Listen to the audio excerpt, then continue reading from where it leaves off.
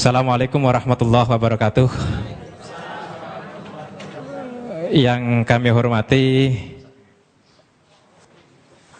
para pembicara, Ustadz Samsul Arifin Nababan, Ustadz Insan Moko Ginta, dan yang saya hormati Bapak Luga Tambunan dan Bapak Johannes Tambubolon.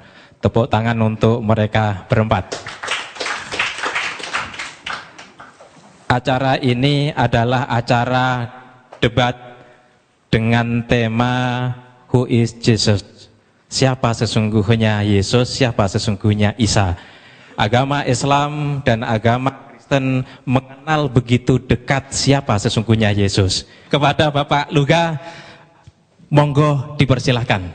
Siapakah Yesus? Jadi waktu Yesus berjalan di muka bumi, dia dengan berjalan dengan 12 rasulnya, banyak anggapan yang mengatakan karena di bangsa Israel itu masih banyak yang belum kenal Yesus. Ada yang berkata nabi, ada yang berkata rasul, ada yang berkata bahkan ada yang mengatakan bahwa Yesus itu nabi palsu. Di Matius 16 waktu itu Yesus bertanya kepada orang-orang yang di sekeliling dia. Dia berkata, menurut kamu siapakah anak manusia itu? Yesus ngomong seperti itu. Siapakah anak manusia itu? Lalu jawab murid-muridnya, ada yang berkata nabi, ada yang berkata Elia, Yesus katanya gitu. Terus mereka menjawab lagi, ada yang berkata Musa atau salah seorang di antara para nabi.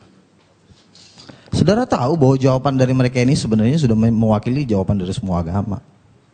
Tetapi pada saat Yesus mendengarkan jawaban mereka ini, Yesus tidak mengatakan, itu benar. Apa tadi? Nabi. Itu benar nabi. Yesus tidak marah seperti itu. Dia tidak pernah mengatakan seperti itu. Dia jalan lagi. Menurut kamu siapakah anak manusia itu? Salah satu di antara para nabi. Dia lewat. Siapakah Yesus itu? Musa. Dia lewat juga. Karena jawaban ini adalah menentukan hidup yang kekal. Jawaban ini menentukan keselamatan yang kekal. Lalu Yesus bertanya kepada murid-muridnya yang 12 itu. Menurut kamu siapakah aku ini? Dan kemuliaan Tuhan turun atas Petrus. Petrus menjawab, engkau adalah Mesias, anak Allah. Yesus langsung berkata begini, berbahagialah engkau Simon bin Yunus, karena bukan manusia yang mengatakan itu kepadamu, melainkan Bapakku yang di sorga. Dan saat itu juga Yesus mengatakan, mulai hari ini di atas batu karang ini aku akan mendirikan jemaatku, dan alam maut tidak akan menguasainya. Jadi banyak orang yang menjawab nabi. Di dunia ini banyak nabi utusan. Orang Yesus sendiri juga mengaku utusan kok. Yesus mengatakan aku diutus oleh Bapa. Nah kalau dia diutus kok dia Tuhan? Halo. Tetapi pada saat jawaban Petrus adalah jawaban yang diterima dengan dahsyat oleh Yesus. Sampai Yesus membuat suatu perjanjian kekal. Kepadamu kuberikan kunci kerajaan sorga. dan alam maut tidak akan menguasainya. Kunci kerajaan sorga tidak diberikan kepada orang-orang yang menjawab, nabi, utusan, rasul katanya. Nah, yang jadi pertanyaan begini, lalu Yesus itu kan diutus, kok dia bisa jadi Tuhan sih? Masa ada Tuhan diutus? Itu yang jadi pertanyaan manusia, betul kan? Jadi begini saudara-saudara, jadi saya debat di blog ediprayetnawordpress.com, pengunjungnya udah 150.000 dan komentator terbanyak berada di wall saya ya. Jadi saya berada di peringkat pertama. Saya tahu jawaban, saya tahu pertanyaan kalian. Saya tahu itu. Tapi kalau kita buka di Ibrani 1 ayat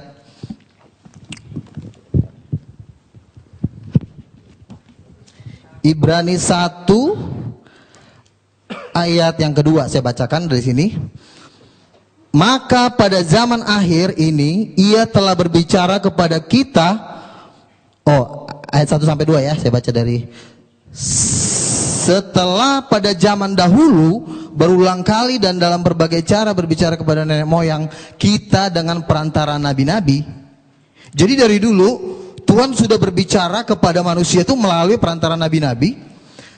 Terus maka pada zaman akhir, berarti ada season kedua nih. Habis zaman nabi-nabi baru ada season yang terakhir ya. Maka pada zaman akhir ia telah berbicara kepada kita dengan perantaraan anaknya yang telah ia tetapkan sebagai yang berhak menerima segala yang ada. Jadi Tuhan, Rasul Paulus menjelaskan bahwa dari dulu Tuhan menceritakan tentang dirinya melalui nabi-nabi, tetapi pada perjanjian baru Tuhan berbicara melalui anaknya. Saudara, kalau di dalam kerajaan sorga itu nabi-nabi itu disebut hamba-hamba Tuhan. Tetapi anak Allah itu bukan hamba. Saya adalah anak, saya punya pembantu. Derajat saya sebagai anak dengan pembantu itu beda, karena anak itu darah bapak saya. Jadi pengertian ini yang harus dimengerti. Jadi kalau waktu itu saya pernah debat dengan Dr. Saniumur, anak Allah itu artinya apa sih Pak? Anak Allah itu artinya orang yang disayang Tuhan, lalu langsung diterjemahkan menjadi nabi. Anak Allah tidak bisa langsung diterjemahkan dengan jadi nabi. Dasarnya apa? Karena Yesus mengatakan seperti ini. Pada waktu Yesus berjalan di muka bumi, dia memberikan suatu perintah kepada manusia. Aku diutus oleh Bapa, benar ya, Yesus memang utusan. Tetapi karena Yesus utusan bukan berarti dia langsung jadi nabi. Jangan langsung ditafsir sembarangan. Karena yang bisa berhak menafsirkan kitab para nabi-nabi itu cuma 12 rasul. Makanya dikatakan bahwa Yerusalem baru itu dibangun pondasinya itu nama 12 rasul. Jadi jangan ada satu manusia pun sekalipun dia gelarnya doktor, profesor, mau dari Harvard, mau dari manapun, tidak punya hak menafsirkan kitab para nabi. Jadi yang bisa menafsirkan kitab para nabi itu cuma rasul. Amin, saudara. Jadi rasul-rasul inilah yang bisa menjelaskan karena mereka dasar pondasi. Kalau Anda mendengarkan menurut pendapat doktor teologi A, doktor teologi B, dasarnya apa? Kenapa Rasul bisa menjelaskan kitab para nabi? Satu, contoh Rasul Paulus. Rasul Paulus adalah diklaim orang Muslim sebagai pendiri agama Kristen. Jadi katanya Rasul Paulus itulah yang mengatur semua tentang Yesus Tuhan itu di Alkitab. Rasul Paulus menjelaskan tentang Yesus Tuhan. Itu nggak cuma ngomong, saudara. Itu diteguhkan dengan tanda-tanda mujizat. Siapapun tidak boleh menafsirkan kitab para nabi kalau tidak diteguhkan dengan tanda-tanda mujizat. Ada waktu itu Rasul Paulus menginjili seseorang, dia bilang begini, udah kau percaya Yesus Tuhan. Ada juga datang nabi palsu. Udah jangan dengar si Paulus. Paulus itu palsu. Paulus bilang apa? Paulus bilang gini di Kisah Para Rasul, hai anak iblis, buta kau. Buta langsung. Jadi bagaimana mungkin seorang buta ini yang udah dibutakan sama Paulus mengatakan gini sama Paulus, kau palsu ya, dia aja jalan nggak bisa. Paulus udah melakukan suatu tanda mujizat yang dahsyat, makanya kesaksiannya itu bisa dipegang. Jadi nggak cuma ngomong, Tuhan tuh nggak segan dengan gelar Anda doktor. Emang Tuhan takut kalau gelar Anda profesor? Tuhan nggak takut. Tetapi Tuhan takut apabila engkau disertai Tuhan dan engkau melakukan tanda-tanda mujizat. Mungkin Anda berkata, wah, Joko Bodo juga bisa bikin mujizat. Ini juga bisa bikin mujizat. Siapa tuh? Ponari. Saya mau katakan satu hal ya. Tuhan Yesus sudah tahu kalau nanti omongan-omongan seperti itu akan ada di dunia. Dia udah tahu banget. Makanya Yesus memberikan standar mujizat, ya. Dia berikan standar. Waktu itu Yohanes Pembaptis bertanya, apakah engkau Mesias? Apakah engkau yang akan datang itu? Yesus memberikan standar mujizat kepada murid-murid Yohanes yang diutus ke dia. Dia bilang begini, katakan kepada Yohanes, orang buta melihat, orang lumpuh berjalan, orang mati dibangkitkan, dan kepada orang miskin diberikan tanda-tanda mujizat. Jadi mujizat ini menjadi standar kemuliaan Tuhan. Jadi pertanyaan gini, Joko Bodo juga bisa bikin mujizat. Kalau memang Joko Bodo bisa bikin mujizat, coba bikin aja kayak gitu. Saya nggak pernah dengar mujizat-mujizat seperti yang dikatakan di Matius 9 ayat 8. Bangkitkanlah orang mati, usirlah setan, tahirkan orang kusta, celikkan mata orang buta. Dan ayat ini cuma ada di Alkitab, saudara. Maaf nih saudara, ayat seperti itu tidak ada di Al-Quran. Jadi mujizat, makanya Tuhan mengatakan,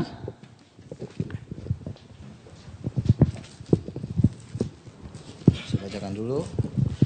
Jadi pernyataan-pernyataan seseorang harus diteguhkan dengan tanda-tanda mujizat. Saya baca Kisah Para Rasul 14 ayat 3. Paulus dan Barnabas tinggal berapa waktu lamanya di situ. Mereka mengajar dengan berani karena mereka percaya kepada Tuhan, dan Tuhan menguatkan berita tentang kasih karunia-Nya dengan mengaruniakan kepada mereka kuasa untuk mengadakan tanda-tanda mujizat. Jadi tanda-tanda mujizat itu, lalu pernah saya debat di Facebook, dibilang begini, Pak Luga, mujizat kan itu kan ada kan cuma di zaman Nabi. Coba tunjukin ayatnya di mana mujizat cuma berhenti di zaman Nabi. Yoel 2 ayat 28 mengatakan bahwa pada hari-hari terakhir justru Tuhan lebih dahsyat lagi bikin mujizat. Bahkan dia bisa menurunkan api dari langit. Reinhard Bonnke mengadakan KKR di Afrika itu sampai 100 orang mati dibangkitkan. Orang buta melihat, orang lumpuh berjalan. Lalu ada satu orang lagi, teman saya ngomong gini, ada namanya Paulus Tanker loh Pak Luga. Kenapa Paulus Tanker? Dia itu mantan pendeta. Oh gitu, terus apa? Dia temannya Gilbert Lumenong, terus kenapa? Katanya orang yang buta itu dibayar, habis dibayar, disuruh maju ke depan, pas buta melihat, wih orang jadi histeris. Jadi itu dibayar katanya. Oh gitu dibayar. Jadi siapa tadi namanya? Paulus Tanker. Oke. Kan firman Tuhan berkata, 2-3 orang saksi sah. Kalau memang itu dibayar, akan juga banyak cerita-cerita seperti Paulus Tanker di Nigeria, di Afrika, dan banyak terjadi pembayaran. Jadi tidak bisa satu orang kesaksian dijadikan menjadi satu landasan. Karena 4 tahun saya berdebat, dari tahun 2000 saya berdebat waktu itu dengan Pak Jahir, kan ketua lembaga kristologi. Dia bilang, wah itu mujizat palsu, itu cuma direkayasa. Tetapi apa yang terjadi? Di TV-TV banyak terjadi mujizat Tuhan. Dan saya mau katakan, terus terang dari hati nurani saya, belum pernah ada kiai bikin seperti itu. Sama juga di zaman Yesus. Di zaman Yesus itu banyak juga tukang-tukang sihir, tukang-tukang santet, tukang-tukang apa. Tetapi pada saat Yesus melakukan mujizat yang luar biasa, bangsa Israel mengatakan seperti ini, yang seperti ini belum pernah kita lihat di Israel. Jadi mujizat setan dengan mujizat Tuhan itu levelnya jauh. Kalau cuma batuk atau mungkin disayat terus hilang, itu kalau dijual nggak laku menurut saya. Tapi kalau orang buta melihat, orang lumpuh berjalan, orang mati dibangkitkan, dan mujizat-mujizat itulah yang meneguhkan kesaksian para rasul-rasul. Jadi Paulus ditentang di seluruh dunia. Siapa yang nantang? Pakar-pakar teologi ya, dokter-dokter. Coba lihat kehidupan mereka yang menentang Paulus. Siapa mereka? Mereka juga nggak jelas gitu loh. Kecuali mereka membuat tanda-tanda mujizat yang lebih dari Paulus. Dia membuat mujizat-mujizat yang 2 kali lipat lebih hebat dari Paulus, baru boleh dia ngomong. Tapi kalau cuma Paulus palsu, dasarnya apa? Itu ayatnya. Paulus sendiri mengatakan, oleh dustaku semua ini. Terus Paulus palsu apa? Paulus waktu nyanyi itu terjadi gempa bumi dan orang yang di penjara itu sampai mau bunuh diri. Itu terjadi gempa bumi. Mungkin orang mengatakan, itu kan karangannya Paulus, bukan karangan Paulus. Kenapa? Karena sampai hari ini mujizat itu masih sampai hari ini tetap terjadi. Nah, jadi artinya kalau saudara Paulus Tanker mengatakan bahwa itu mujizat-mujizat palsu, Tuhan kan bilang, kita harus cerdik. Kita harus juga mengumpulkan saksi-saksi, bukan cuma Paulus Tanker. Kumpulin dulu dia 100 orang yang mempunyai kesaksian kayak Paulus Tanker, ada nggak? Ini kan cuma satu doang yang baru saya dengar. Jadi artinya kesaksian-kesaksian seperti ini tidak bisa dijadikan jadi dasar untuk melawan rasul-rasul. Kalau engkau berani mengatakan mujizat-mujizat yang dilakukan oleh Paulus itu bukan dari Tuhan, lalu kau bisa bikin apa emang? Engkau udah bisa bikin mujizat seperti Paulus? Kan yang saya lihat dengan mata saya, ya juga nggak bisa bikin apa-apa juga gitu loh. Kecuali ada mujizat yang lebih ngeri dari Paulus, boleh deh Paulus ditantang gitu loh. Itu satu. Terus itu tentang mujizat. Dan ini satu perintah Yesus, saudara, yang menurut saya orang Islam satu step mereka tidak mengerti. Padahal dalam hati saya, kalau saja mereka mengerti di sini, mereka pasti tahu bahwa Yesus adalah Tuhan. Contoh begini.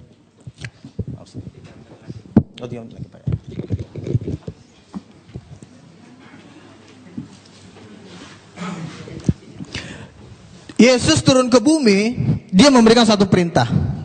Perintahnya apa? Yesus berkata, percayalah kepada Allah, berdoalah kepada Allah. Orang Islam langsung amin, yes. Wih, sama dong sama kita.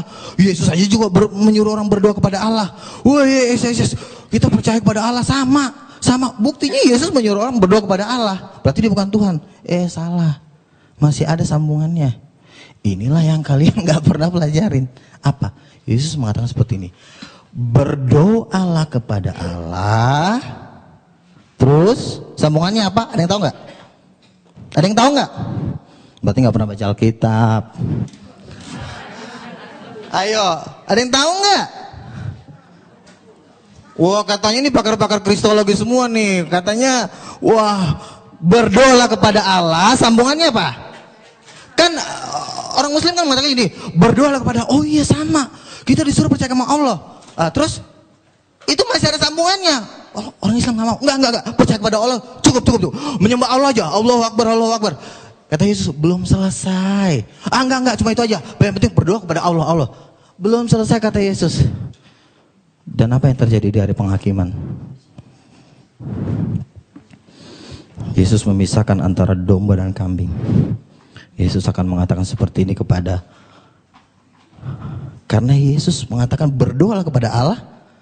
Sambungannya adalah dalam namaku.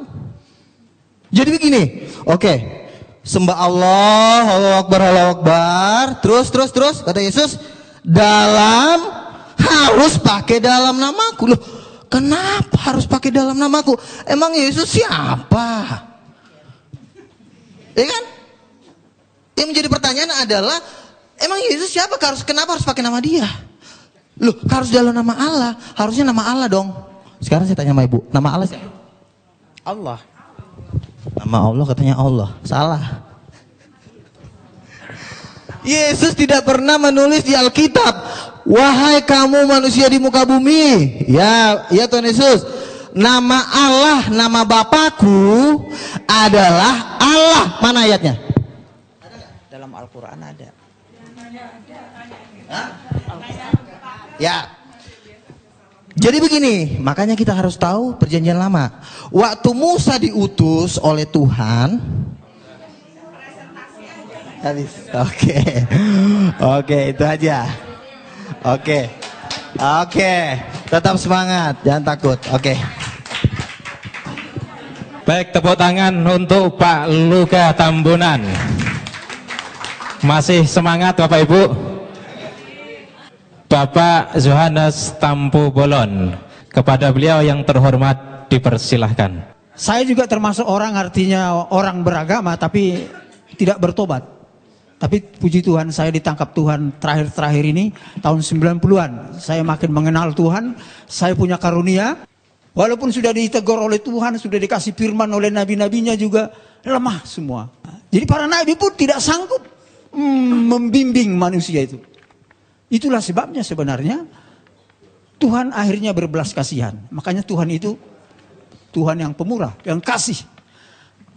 Tuhan akhirnya di Yohanes 20, ya, saya catat di sini. Ya, Yohanes 29:31. Tuhan mengutus Yesus turun ke dunia untuk menyelamatkan manusia itu. Karena Nabi pun tidak sanggup untuk menyelamatkan manusia itu. Jatuh di dalam dosa. Dan apa rahasianya? Saudara-saudara, ada di dalam suatu hukum. Hukum, karena ini kejadiannya kedatangan Yesus ada di Israel. Kalau orang berdosa, harus dihukum mati, saudara-saudara. Itu hukum Israel di sana. Ya. Jadi saudara-saudara, bagaimana mengampuni dosa ini yang banyak orang ini? Apakah harus dimatikan? Tuhan akhirnya berbelas kasihan. Itu tidak sangat mungkin. Saya menciptakan mereka segambar dengan saya. Akhirnya dengan kasih Allah, inilah yang kita kenal dengan Tuhan Roh Pemurah. Dia mengutus Yesus yang adalah rohnya sendiri sesuai dengan Alkitab dan Al-Quran. Itu dia bukan hasil perkawinan manusia biasa. Tapi Alkitab menyaksikan dia adalah roh Allah sendiri. Dia hanya menjelma.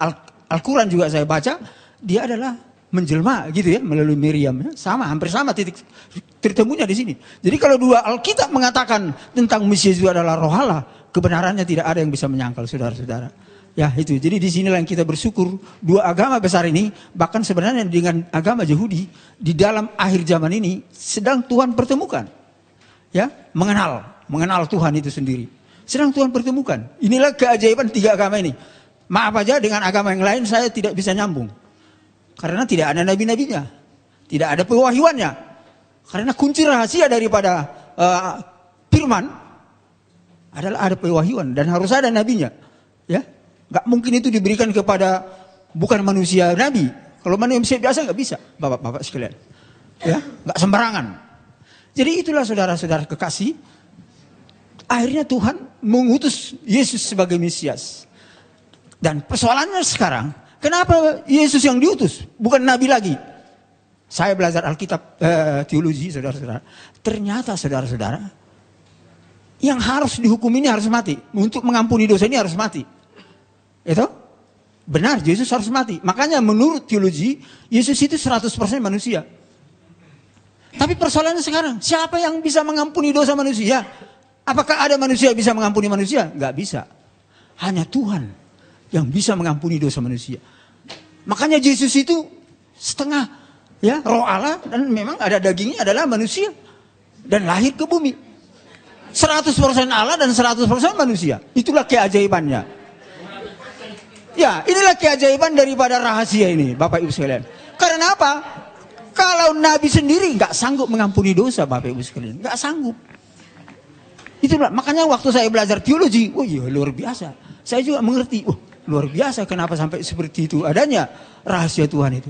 Jadi itulah sebabnya oleh karena kasihnya dia mengutus Yesus dengan seperti itu, rahasia seperti itu, saudara-saudara. Ya, dan saudara-saudara, apa yang terjadi? Ketika Yesus benar-benar disalib, ya, oleh Raja Herodes itu, Raja Herodes menyalib dia. Iblis memakai Raja Herodes dan ketawa-ketawa iblis itu. Oh, dia sudah mati. Tapi jangan salah, Bapak Ibu Alkitab ini mengatakan semua ada di firman ini, tapi saya nggak sempat baca ini karena sangat cepat.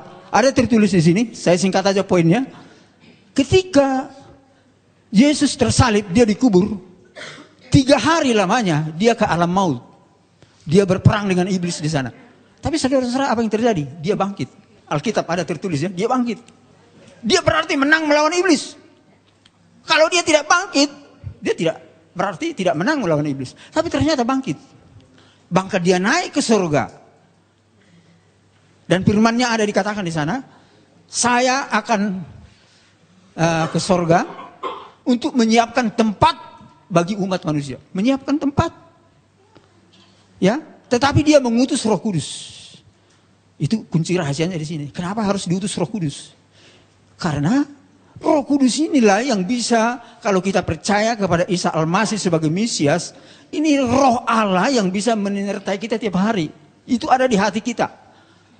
Itu saudara-saudara, itu kelebihan keunggulan daripada rahasia daripada Yesus diutus ke dunia ini. Ketika dia sudah di sorga sebagai pendoa syafaat, ya, Roh Kudusnya ada di dunia ini terus. Dan sekarang pun saya percaya, kita percaya ada Roh Kudus. Alkitab mengatakan itu, bahkan Al-Quran juga mengakui ada Roh Kudus. Roh Allah, ya, Rohullah. Itu ada di mana-mana. Makanya Tuhan itu ada di mana-mana. Inilah yang dinamakan elemen Trinitas. Elemen Trinitas. Bapa, Yesus, dan Roh Kudus. Dan Roh Kudus inilah yang menolong kita ketika percaya kepada Allah. Ya, inilah yang luar biasa. Dan saudara-saudara, para rasul, para nabi disertai Roh Kudus. Kalau tidak ada Roh Kudusnya para nabi, wah itu bukan nabi, saudara-saudara. Bukan rasul itu namanya. Dan saya bersyukur saya telah diurapi oleh Roh Kudus ketika saya percaya kepada Isa. Bahkan saya ada kuasa dan pengalaman menghancurkan kuasa iblis. Oh, luar biasa Bapak Ibu. Kalau kita diurapi oleh Roh Kudus itu sendiri, kita ada kuasa, ada firman-Nya tertulis. Ada kuasa. Bisa, iblis itu bisa kita hancurkan. Kuasanya ya. Kuasanya ya, jangan salah. Bahkan para dukun, maaf aja. Bisa, santet-santetnya itu bisa hancur. Dan santet dukun sudah berapa kali saya disantet, nggak mempan. Ada perlindungan Tuhan di dalam saya. Amin. Berapa kali? Jadi itulah bukti daripada kebenaran ilahi daripada Yesus yang menyelamatkan manusia. Itu kan selamat. Saya diselamatkan dari kekuatan gaib. Saya bahkan dikasih kuasa melawan kejahatan ya. Saya bukan dikasih kuasa untuk melawan kebenaran. Enggak. Melawan kejahatan. Bapak Ibu saudara-saudara. Walaupun Yesus sudah tersalib dan sudah naik ke surga. Iblis itu bapak-bapak ibu sekalian bertahu. Sampai sekarang masih bekerja. Saya kira Al-Quran dengan Alkitab sama. Iblis itu masih bekerja. Lihat aja sekarang ini. Banyak konflik. Banyak perzinahan. Banyak apa lagi? Korupsi. Oh ya, ini pekerjaan iblis saudara-saudara. Jadi dunia ini harus kita selamatkan.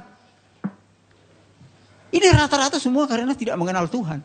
Walaupun kadang-kadang mengenal Tuhan tapi setengah-setengah. Jatuh juga saudara-saudara. Lemah. Bayangkan. Itulah sebabnya saudara-saudara. Kita harus penuh Roh Kudus sebenarnya. Itu rahasia daripada firman Tuhan. Ya, kita penuh Roh Kudus. Dekat dengan Tuhan. Selalu berdoa. Ya, karakter kita harus bagus. Karakter saudara-saudara. Kalau karakter kita seperti iblis, berantem, teror, wah itu seperti iblis. Maaf aja. Sifat iblis itu namanya. Bukan karakter Allah. Karakter Allah pendamai, kasih, mengampuni, memberi. Itu saudara-saudara. Tapi banyak faktor itu ada di saudara kita, ya, saudara kita Islam ya. Roh itu ada, walaupun kadang-kadang ada roh yang lain-lain yang mungkin yang tersesat sebagian ya.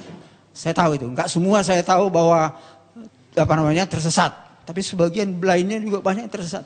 Yang lainnya banyak sudah baik ya. Saya bersyukur ya, karena sudah banyak karakternya yang seperti karakter Allah. Bukan seperti membenci terus, menghakimi terus, menteror terus. Wah, itu sifat-sifat iblis Bapak Ibu sekalian. Orang Kristen hampir enggak ada seperti itu. Karena ada Roh Kudus di dalam hati kita. Itu kelebihan dan keunggulan kita. Tapi lebih daripada itu, ketika kita di dalam Roh Kudus, kecerdasan orang Kristen itu luar biasa. Karena roh itu menghidupkan, sehat jasmani, cerdas.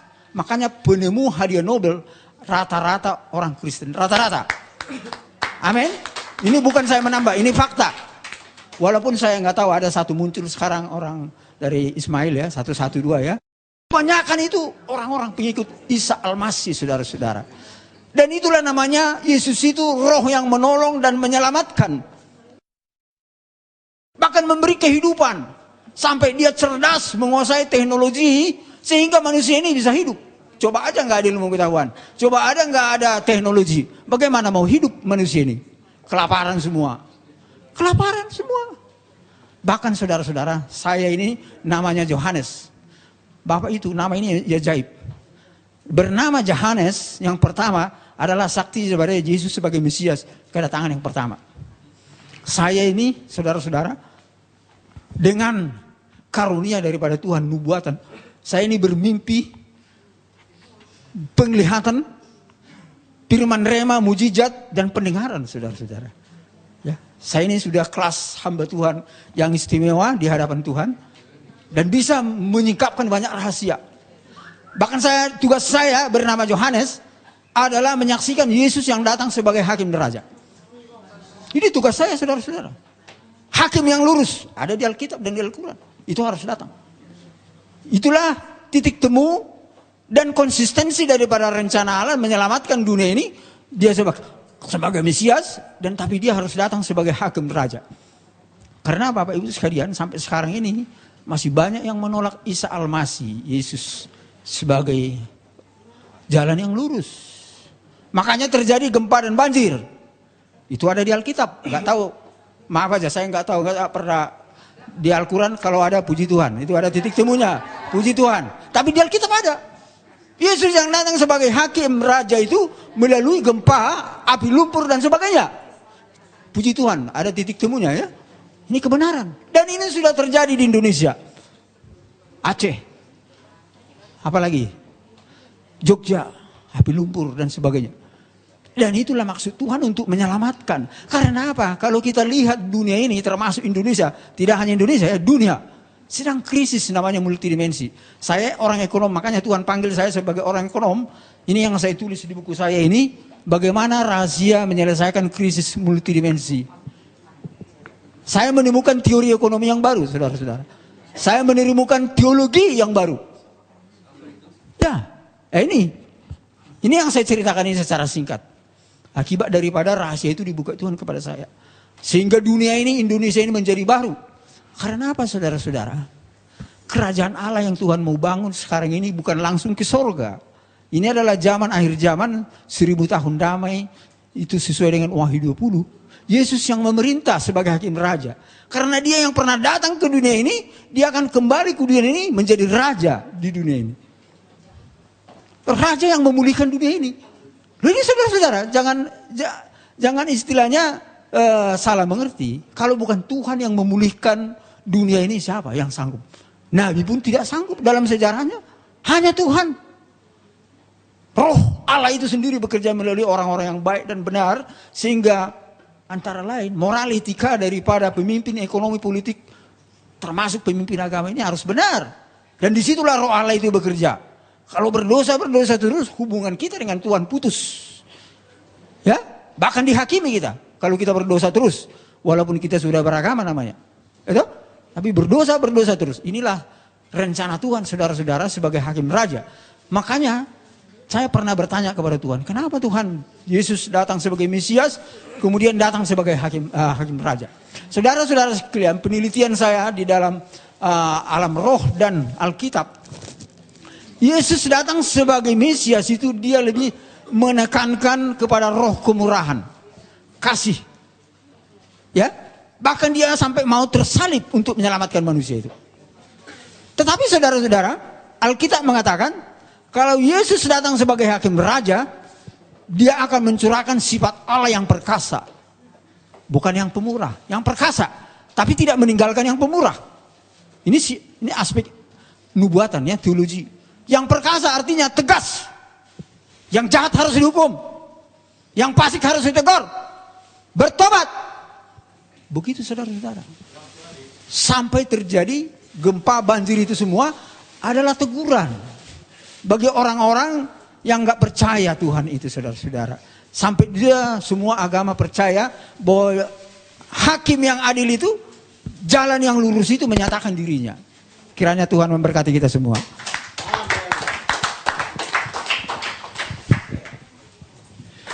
Untuk ya pembicara yang ketiga adalah Bapak Ustadz Insan LS Mokoginta. Kepada beliau dipersilahkan. Baiklah. Bismillahirrahmanirrahim. Assalamualaikum warahmatullahi wabarakatuh. Alhamdulillahilladzi arsala rasulahu bil huda wa dinil haq liyuzhir 'alad dini kullihi walau karihal musyrikun. Asyhadu an la ilaha illallah wahdahu la syarikalah. Asyhadu anna Muhammadar Rasulullah la nabiyya ba'dah. Amma ba'd.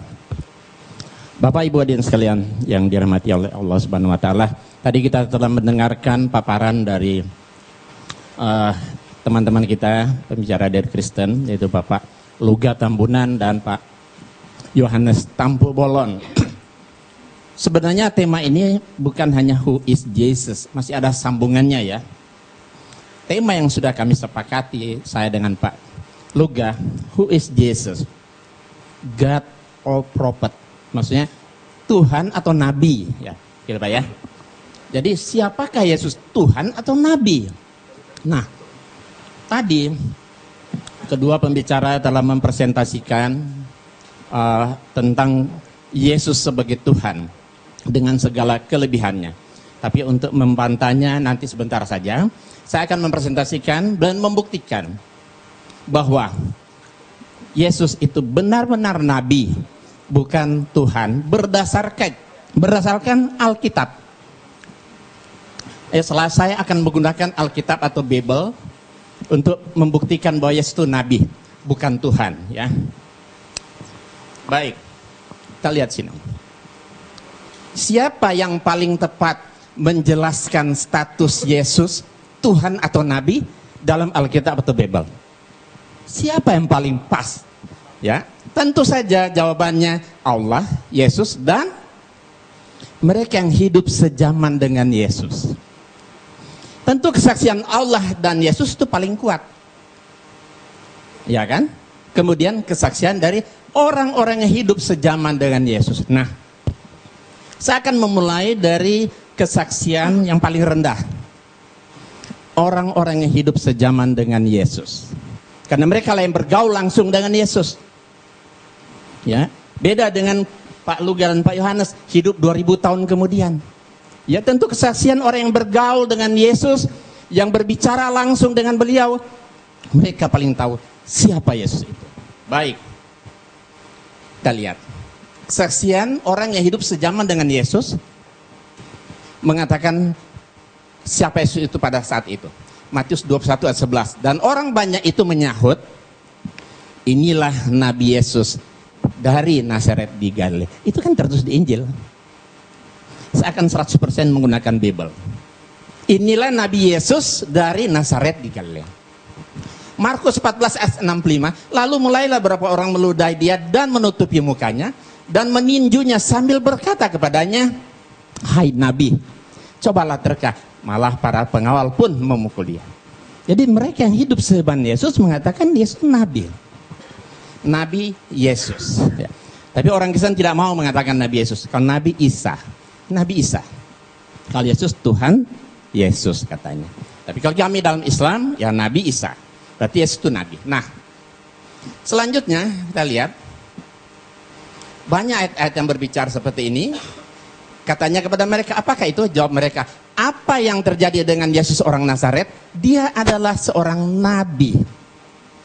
Yohanes 7 ayat 40, berapa orang di antara orang banyak yang mendengarkan perkataan-perkataan itu berkata, dia ini benar-benar seorang nabi.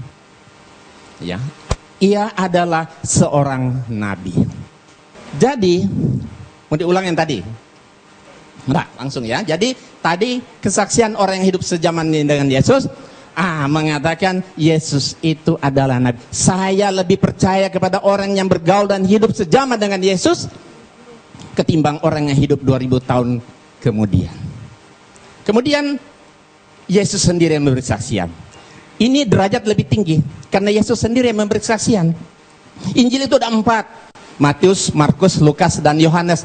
Ternyata keempat Injil semua Yesus mengaku dengan jujur dan polos dia itu Nabi. Lalu mereka kecewa dan menolak dia. Maka Yesus berkata kepada mereka, titik 2 koma pembuka. Berarti ini ucapan Yesus kan?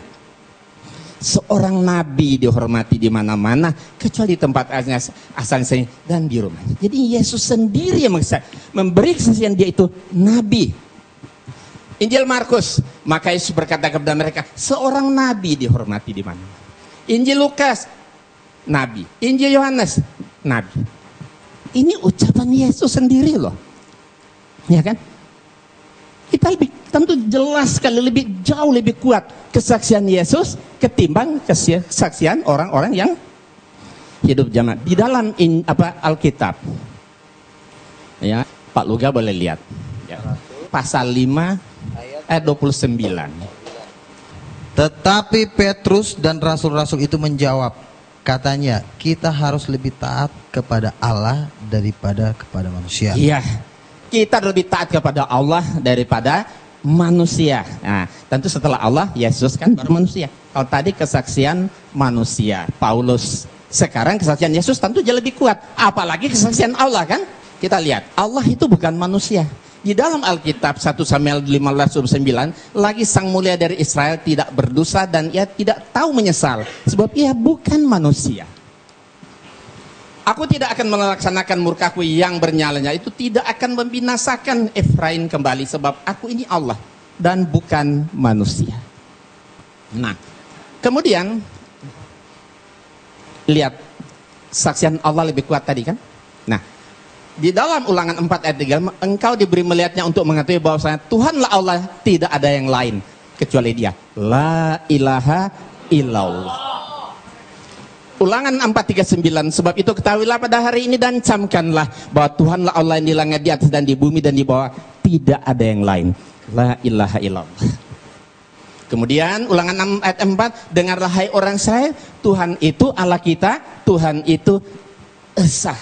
Esa berarti satu, bukan dua, bukan dia. Kesaksian Allah lebih kuat. Tadi sudah dibacakan tadi kan? Kita menerima kesaksian manusia, tapi kesaksian Allah itu harus lebih kuat. Jadi kesaksian Pak Luga dan Pak Yohanes kita bisa terima, tapi kesaksian Yesus dan Allah pasti lebih kuat. Kita lihat ini, tidak ada Allah kecuali aku. Di Yesaya ya, bahwa aku tetap Dia, akulah Tuhan dan tidak ada juru selamat selain daripada aku. Ya, akulah Allah juga seterusnya, aku tetap Dia. Jadi Allah tetap Allah, nggak akan pernah berubah menjadi manusia. Kemudian kita lihat banyak, akulah Tuhan dan tidak ada yang lain. Tidak ada yang lain di luar aku. Akulah Tuhan dan tidak ada yang lain. Akulah Tuhan dan tidak ada yang lain. Ya, akulah Tuhan yang terdahulu dan akulah yang terkemudian. Tidak ada yang lain selain daripada aku. La ilaha illallah. Inilah sebenarnya ajaran tauhid yang ada dalam Alkitab, tapi sayang saudara-saudara kita tidak mengamalkan. Kalau mereka amalkan, beda mereka dengan kita tipis sekali. Ya, yang jadi jurang pemisah Islam dan Kristen yaitu karena mereka menuhankan Yesus. Inilah sebenarnya, makanya inilah jadi debat kita hari ini. Ya, kita akan lihat mana sebenarnya sih yang benar. Yesus itu sebenarnya Tuhan atau Nabi. Oke, biarlah Yesus sendiri yang memberi kesaksian. Ya, sebab aku berkata-kata bukan dari diriku sendiri, tapi Bapa yang mengutus aku. Berarti Dia utusan. Utusan kan Nabi kan? Menyembah Tuhan. Nah, ini kata Yesus. Yesus berkata kepada iblis, "Nyala iblis." Ketika iblis menggoda Yesus, ya, di atas satu gunung yang tinggi, iblis berkata kepada Yesus, "Semua kerajaan dunia ini akan aku berikan kepadamu asal engkau sujud menyembah aku," kata iblis. Terus Yesus marah, diusir iblis itu. "Nyala iblis, sebab ada tertulis, engkau harus menyembah Allah Tuhanmu dan hanya kepada Dia saja engkau berbakti." Jadi menyembah itu hanya kepada Allah yang disembah oleh Yesus. Tidak mengatakan, "Nyala iblis, sebab ada tertulis, engkau harus menyembah aku karena aku ini Tuhan atau Allah." Engkau harus menyembah kepada Tuhan Allahmu dan hanya kepada Dia. Jadi menyembah itu hanya kepada Allah yang disembah oleh Yesus. Tidak mengatakan, "Nyala iblis, sebab pada tertulis, engkau harus menyembah aku karena aku ini Tuhan atau Allah." Engkau harus menyembah kepada Tuhan Allahmu dan hanya kepada Dia. Nah, ini ketika Yesus berdiskusi dengan orang Saduki, ahli Taurat, seorang ahli Taurat yang mendengar Yesus dan orang-orang Saduki sedang bersoal jawab, dan Yesus memberi jawab yang tepat dan datang kepadanya bertanya. Orang Saduki bertanya kepada Yesus, "Hukum mana yang paling utama?" Jawab Yesus, "Hukum yang terutama, dengarlah hai orang Israel, Tuhan itu Allah kita. Tuhan itu Esa. Tuhan itu Allah kita." Kata Yesus, berarti termasuk Allah Dia kan? Tuhan itu Allah kita. Tuhan itu esa. Esa berarti satu, bukan dua, bukan tiga. Terus apa yang diucapkan oleh Yesus dibenarkan oleh ahli Taurat. Dia sedang berhadapan muka dengan Yesus saat itu.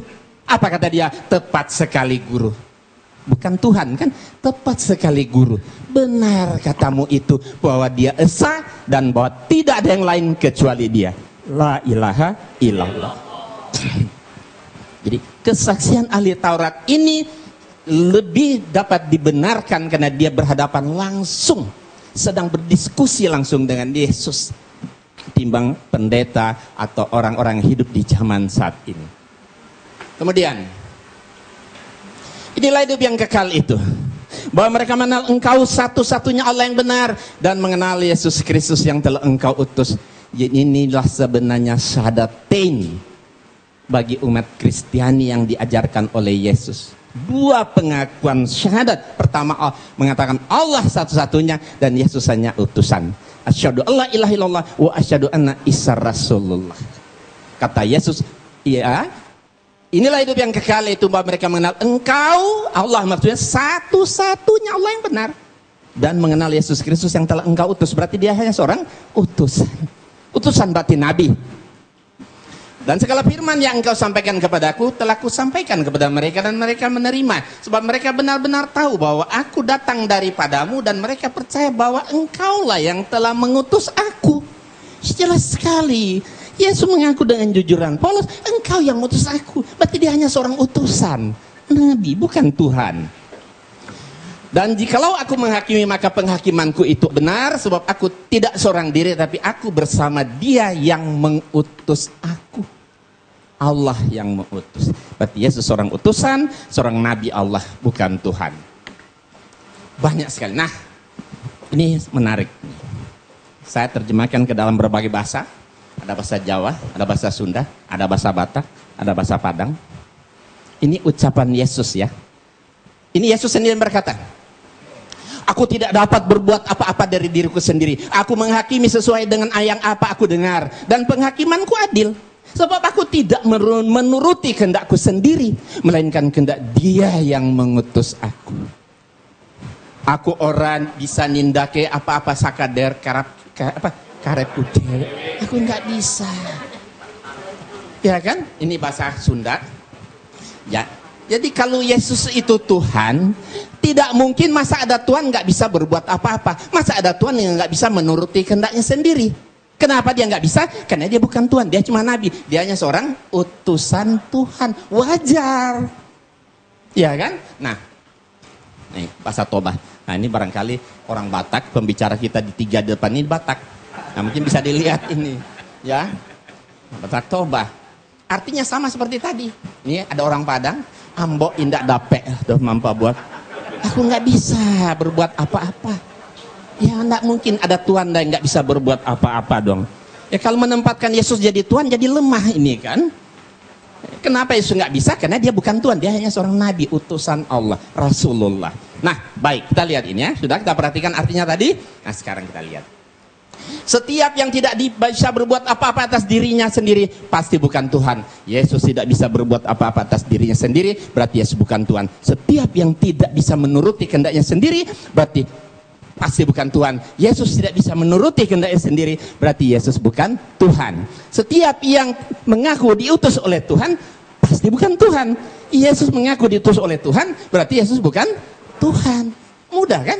Nah, jadi kesimpulannya, Yesus bukan Tuhan, tapi dia seorang nabi. Terakhir, satu lagi. Yesus sangat ketakutan kepada malaikat. Ya, di sini kita bisa lihat ini ayat Bible. Kita bukan merendahkan Yesus, tapi mendudukkan Yesus pada posisinya yang benar. Ya. Kalau Yesus itu Tuhan, masa ada Tuhan takut sama malaikat? Tentu nggak wajar kan? Tapi kalau dia nabi, wajar. Maka seorang malaikat dari langit menampakkan diri kepada Yesus. Ya, untuk memberi kekuatan kepadanya. Ya, Yesus sangat ketakutan dan semakin bersungguh-sungguh berdoa. Peluhnya bagaikan keringat darah yang bertetesan ke tanah. Perhatikan, Yesus ketakutan kepada malaikat. Nah, Kita lihat di sini, Injil bahasa Sunda dan Jawa. Ya silakan baca yang orang Jawa sama orang Sunda.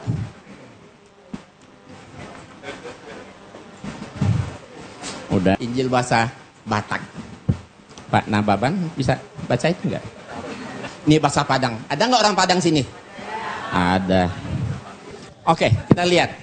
Jadi kesimpulannya, setiap yang menerima kekuatan dari malaikat Tuhan pasti bukan Tuhan. Yesus menerima kekuatan dari malaikat Tuhan, berarti Yesus bukan Tuhan. Setiap yang ketakutan kepada malaikat Tuhan, pada malaikat pasti bukan Tuhan. Yesus ketakutan kepada malaikat, berarti Yesus bukan Tuhan. Setiap yang bersungguh-sungguh berdoa kepada Allah, pada Tuhan pasti bukan Tuhan. Yesus bersungguh-sungguh berdoa kepada Tuhan, berarti Yesus bukan Tuhan. Setiap yang mengeluarkan seperti keringat darah saking takutnya kepada malaikat, pasti bukan Tuhan. Yesus mengeluarkan seperti keringat darah saking takutnya kepada Tuhan, berarti Yesus bukan Tuhan. Nah, kalau Yesus banyak mukjizat seperti yang disampaikan oleh Pak Luga tadi, mukjizatnya hebat, bisa menyembuhkan orang sakit, membangkitkan orang mati dan sebagainya, itu namanya mukjizat kan? Itu karena biiznillah, karena atas izin Allah. Jadi bukan Yesus yang hebat itu Allah. Karena doa Yesus dikabulkan, terjadilah. Iya, karena diizinkan oleh Allah, maka mujizat itu jadi. Makanya Yesus banyak sekali ayat-ayat. Kalau mau lihat waktunya sebentar, saya akan perlihatkan kumpulan Yesus berdoa. Banyak sekali ayat dalam Alkitab Yesus berdoa kepada Tuhan. Kalau Yesus itu Tuhan, kenapa Tuhan masih berdoa kepada Tuhan yang mana lagi? Nah, karena doanya dikabulkan, terjadilah mukjizat itu untuk membuktikan bahwa dia itu betul-betul seorang nabi. Ya kan, supaya Bani Israel yakin dan percaya bahwa Nabi Isa adalah seorang nabi. Ya, saya rasa nanti dilanjutkan ya. Terima kasih kepada Bapak Insan LS Moko Ginta. Sekali lagi tepuk tangan biar tambah semangat. Baik, untuk pembicara kita terakhir yang keempat adalah Ustadz Samsul Arifin Nababan. Ini pembicara Batak yang ketiga. Kepada beliau 20 menit dipersilahkan. Assalamualaikum warahmatullahi wabarakatuh. Selamat sore kepada saudara-saudara kami dari umat Kristiani. Alhamdulillah. Wassalatu wassalamu ala rasulillah wa ala alihi wa sahbihi wa mawalah, amma ba'd. Yang kita hormati saudara kita, pembicara dari umat Kristiani, Bapak Pendeta Luga Tambunan, dan juga Bapak Pendeta Johannes Tampu Bolon. Juga yang kita hormati pembicara dari pihak Muslim, Ustadz Haji Insan LS Moko Ginta. Bapak-bapak, ibu-ibu, para hadirin dan pendengar yang saya muliakan. Pertama sekali, saya secara pribadi sangat mengapresiasi acara dialog yang semacam ini, yang menurut hemat saya kegiatan dialog ini sudah lama sekali tidak pernah dibudayakan oleh masyarakat kita, dialog lintas agama. Dan mudah-mudahan kita yang menghidupkan kembali tradisi ini untuk kemudian diikuti oleh generasi kita yang lain. Al-Quran sendiri memang memerintahkan kepada umat Islam untuk senantiasa membudayakan dialog. Dan dialog itu salah satu perintah Allah, dan juga salah satu metode, salah satu cara untuk menyampaikan misi-misi kita. Al-Quran sendiri yang berjumlah 6.236 ayat kurang lebih, hampir sepertiga berbicara tentang dialog. Apakah itu dialog Allah dengan malaikat, dialog Allah dengan para nabi, dialog nabi dengan para orang tua dan anaknya, dialog nabi dengan umatnya. Itu banyak kita jumpai dalam Al-Quran. Nah, salah satu dialog yang dianjurkan dalam Al-Quran ini adalah kita berdialog dengan saudara-saudara kita yang non-muslim. Seperti yang Allah perintahkan dalam surat Al-Ankabut ayat 46. A'udzu billahi minasyaitonir rajim. Wa la tujadilu ahlal kitabi illa billati hiya ahsan. Janganlah kamu berdebat dengan orang-orang Yahudi dan Nasrani atau orang ahli kitab terkecuali dengan cara yang terbaik, bukan baik. Al-Quran memerintahkan bukan baik, tetapi harus dengan cara yang terbaik. Kalau sudah terbaik ini dalam segala aspek, pilihan materinya, maudhu yang dibicarakan, susunan katanya, bahasanya, dan lain sebagainya. Karena dialog ini adalah salah satu cara kita untuk menyampaikan kebenaran. Demikian juga dalam surat An-Nahl ayat 125. Allah mengatakan, A'udzubillahi minasyaitonir rajim. Ud'u ila sabili rabbika bil hikmah wal mau'izatil hasanah wajadilhum billati hiya ahsan.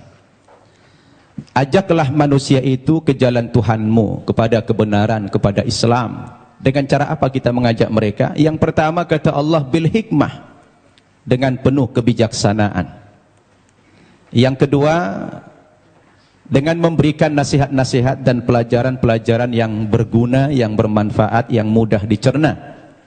Dan yang ketiga, kepada orang yang berbeda keyakinan dengan kamu, kata Allah, wajadilhum billati hiya ahsan. Berdialog atau berdebat dengan mereka, tetapi dengan cara yang terbaik, kata Allah.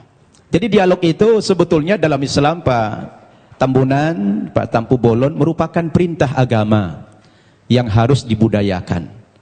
Bahkan Allah sendiri ketika hendak menciptakan manusia ini, dialog dulu dengan malaikat.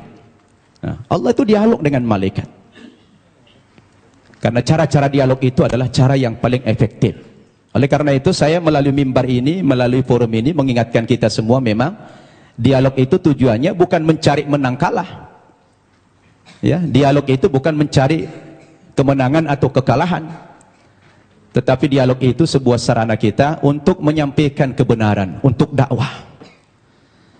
Itu makanya dakwah dalam pandangan agama Islam, Pak Tambunan, dakwah itu tujuannya adalah mengajak.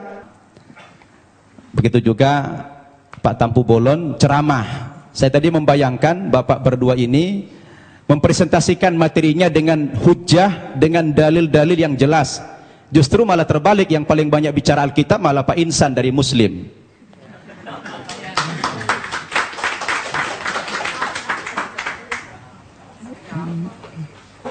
Itu yang kita harapkan tadi. Saya pun pengen tahu banyak, tapi sudah terlanjur beliau tadi mempresentasikan dengan gaya retorika, gaya ceramah, ya apa boleh buat ya. Saya tadi berharap dialog ini dengan cara-cara yang ilmiah, tidak dengan ceramah, tapi menggunakan dalil. Ada dua dalil yang bisa kita pakai. Pertama, dalil nakli, teks atau konsep. Yang kedua, dalil akli, akal atau logik. Dua hal ini bisa menangkap kebenaran yang sedang kita diskusikan hari ini, yang mengambil tema siapa itu Yesus, Tuhan atau Nabi.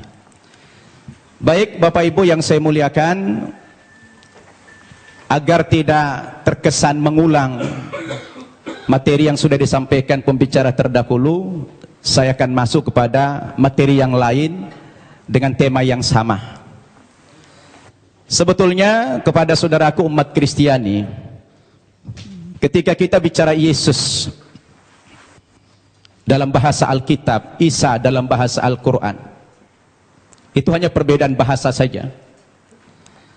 kedudukan Nabi Isa atau Yesus dalam Islam itu sangat terhormat, sangat mulia sekali. Bahkan kami bukan sekedar menghormati atau memuliakan Nabi Isa, tetapi Nabi Isa itu menjadi salah satu rukun iman kami, yang kami tidak sah menjadi seorang muslim apabila mengingkari kerasulan Nabi Isa itu. Tetapi memang kedudukannya dalam Islam, Nabi Isa itu adalah seorang nabi, seorang utusan Tuhan, bukan sebagai Tuhan, bukan pula sebagai anak Tuhan, seperti yang diimani oleh saudara kita umat Kristiani. Berdasarkan dalil yang begitu banyak, baik dengan pendekatan Al-Quran maupun pendekatan Alkitab. Saya ulangi, umat Islam wajib beriman kepada Yesus. Tidak sah iman umat Islam kalau tidak percaya kepada Yesus sebagai seorang rasul, sebagai seorang nabi. Bayangkan itu Pak Tambunan, Pak Tampu Bolon, batal imannya orang Islam kalau mengingkari salah satu seorang nabi itu. Makanya dalam sharing saya dengan umat kita Nasrani, saya selalu katakan begini, kalaulah seandainya agama Kristen itu yang benar, dengan tokohnya adalah Yesus, kemudian umat Kristen masuk ke dalam sorga, insya Allah umat Islam juga akan ikut masuk ke dalam sorga. Kenapa? Karena kita beriman kepada Yesus.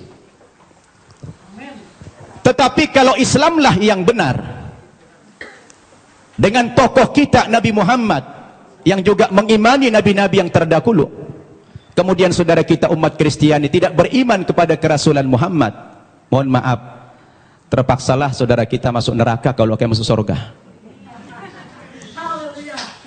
Ini untungnya menjadi umat Islam. Kenapa? Karena apa yang mereka imani kita imani juga, tetapi apa yang kita imani mereka tidak imani. Itulah perbedaan yang mendasar antara kita dengan umat Kristiani. Hanya persepsi tentang Nabi Isa, dia Tuhan atau Nabi.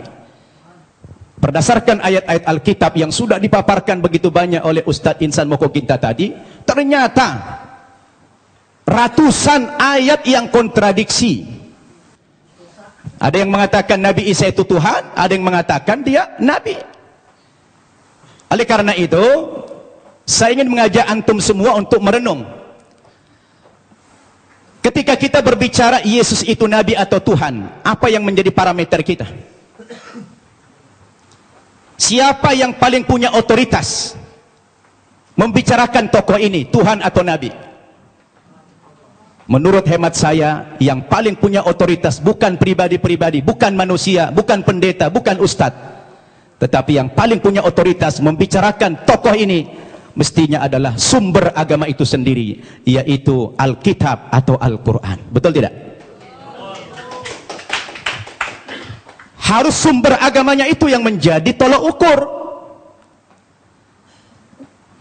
Sekarang kita pertanyakan, dari dua kitab suci ini, Al-Quran maupun Alkitab, yang mana yang memenuhi kriteria sebagai sebuah kitab suci? Nah, ini perlu kita uji. Ini perlu kita uji. Kita capek bicara ngalur ngidul, mengangkat dalil-dalil. Kalau dalil itu tidak representatif, tidak rasional, saya pikir juga percuma. Sekarang kita harus bicara dari dua kitab suci ini. Kenapa dikatakan dia kitab suci? Coba Bapak Ibu saya tanya. Ada buku? Coba ada buku? Coba buku. Ya, itu aja, taruh, pinjam dulu. Ya. Bapak Ibu saya tanya. Ini kata lainnya apa? Kitab suci. Oke. Ini apa namanya? Buku. Buku kan? Bapak Ibu saya tanya. Ini sama ini bahan bakunya sama tidak? Sama-sama apa? Sama-sama kertas. Kenapa dalam penamaan jadi beda? Yang ini dikatakan kitab suci, yang ini dikatakan buku. Kenapa jadi beda namanya? Padahal bahan bakunya sama-sama kertas. Yang membedakan apanya? Ternyata yang membedakan kontennya, isinya. Dia dikatakan kitab suci karena memuat firman-firman Tuhan Zat yang Maha Suci. Kenapa dikatakan ini buku? Karena dia adalah buatan manusia dan manusia tidak ada yang suci. Betul tidak?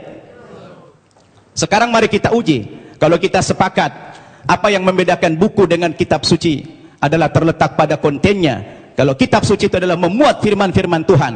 Ketika kita uji Bapak Ibu, 5 kriteria minimal kalau kita ingin menguji apakah kitab suci itu benar apa tidak. Yang pertama, sebuah kitab suci itu akan dikatakan benar apabila dia murni datang dari Allah, 100% datang dari Allah, dan tidak ada intervensi manusia di dalam kitab suci itu dalam bentuk kontennya setinggi apapun otoritas manusia itu.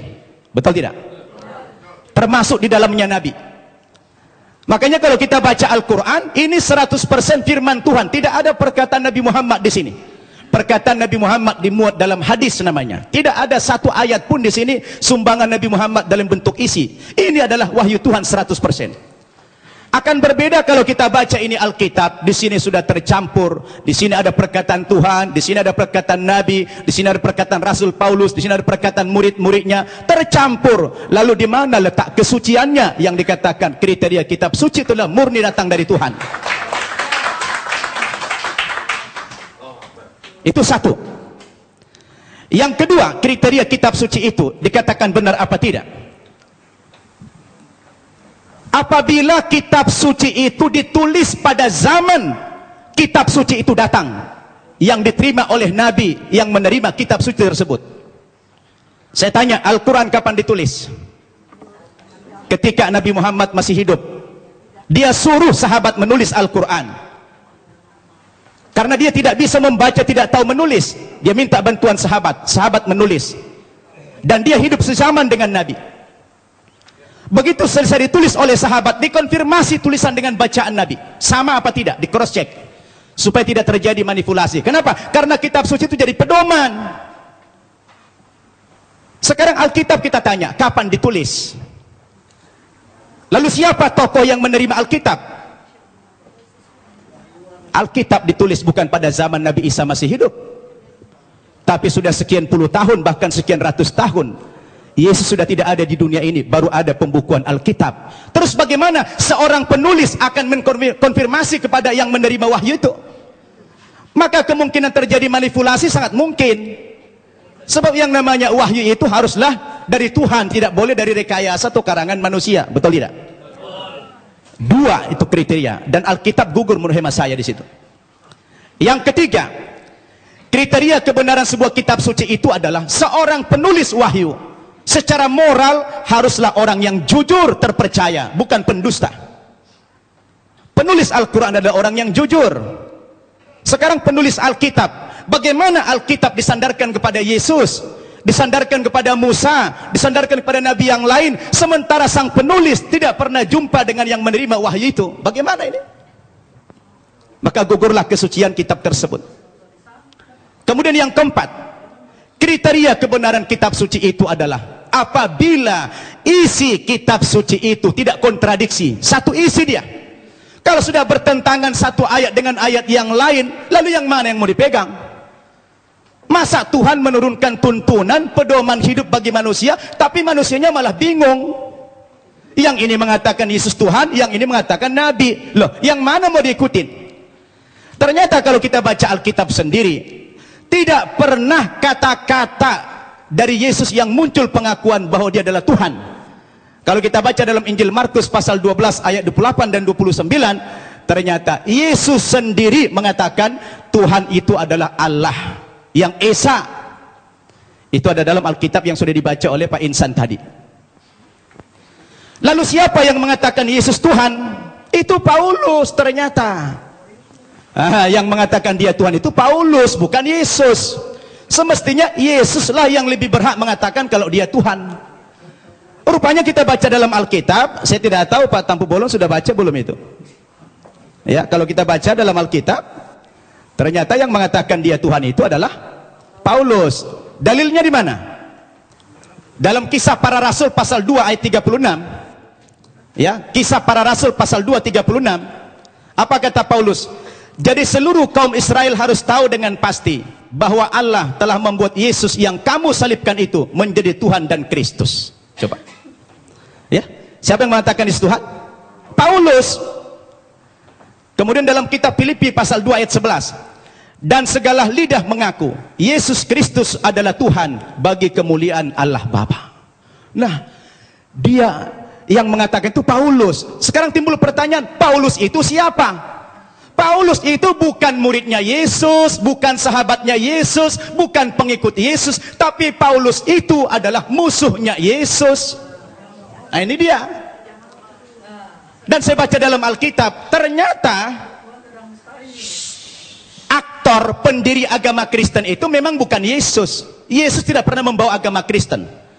Yang mengatakan kata-kata Kristen itu adalah Paulus dalam Kisah Para Rasul pasal 11 ayat 25. Ketika dia mengajar di Antioquia lah pertama kali murid-murid itu dipanggil sebagai Kristen. Kristen artinya pengikut Kristus. Kristus artinya adalah juru selamat atau Al-Masih dalam Islam.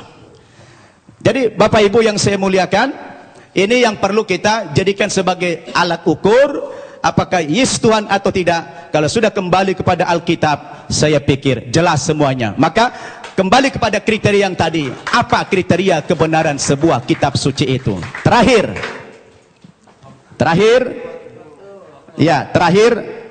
kalau saya baca dalam Alkitab, ada beberapa alasan-alasan yang mengatakan dalam iman Kristiani dikatakan dia Tuhan. Yang pertama, rupanya karena Yesus itu lahir tidak punya bapak. Karena ajaib dia lahir sehingga dianggap Tuhan.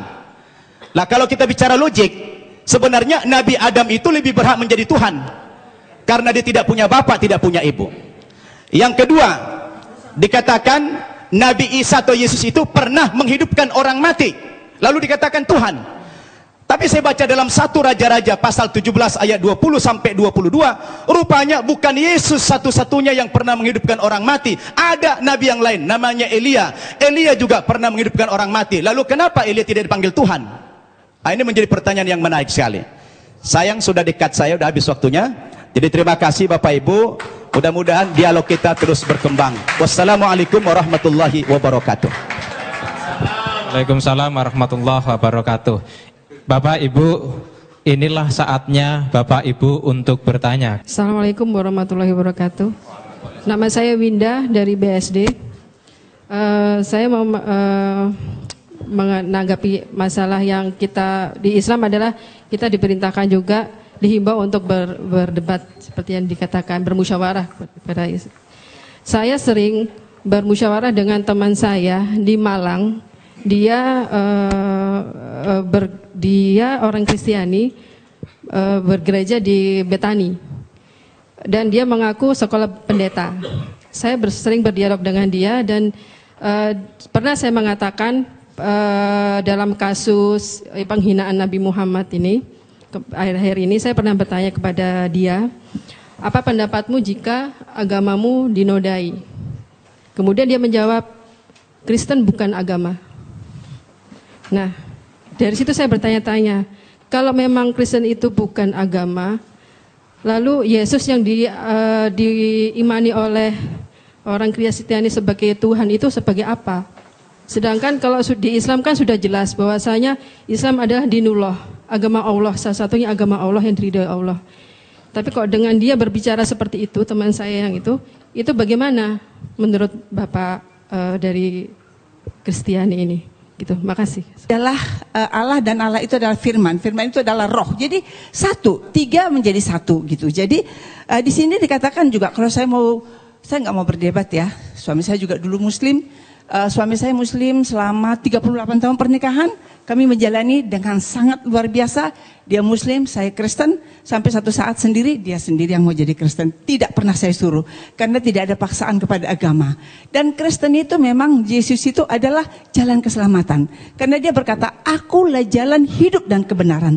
Tidak ada yang sampai kepada Bapa kalau tidak melewati aku gitu ya. Di kitab Yohanes 13 ayat 13 dikatakan, kamu menyebut aku guru dan Tuhan.